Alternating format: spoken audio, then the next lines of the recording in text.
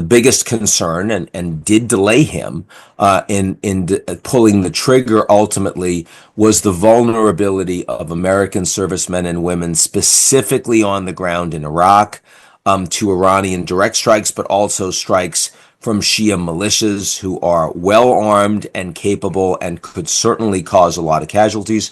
Also, secondarily, but important, from Houthis in Yemen, who could very easily, just across the channel in the Red Sea, engage in strikes against American forces at the base in Djibouti. So that's a real concern.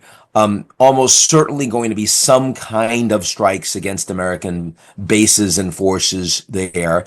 But if it's done by Iranian proxies and it doesn't cause a lot of damage, specifically if it doesn't lead to American servicemen and women getting killed in large number, it is plausible that this is kind of the peak of what the United States does.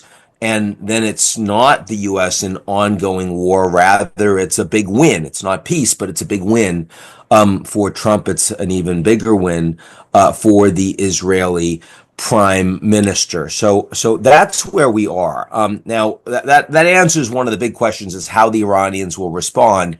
And what you're not hearing from me is the Iranians disrupting shipping traffic through the Straits of Hormuz, or going after and destroying major Gulf energy capabilities, which would bring the prices well over 100, would take weeks to effectively clear and respond to, though the U.S. now has more military equipment in the Gulf, both air and naval, than at any point since the war in Iraq. So they are prepared for that. But as long as Iran's critical energy infrastructure is itself up and running, largely unscathed, and that remains the case as of today, I think it's very unlikely that the Iranians would take a big move to shut down oil transit. We've heard certainly threats in that direction from the Iranian leadership. That's very different from taking that action. But then there's a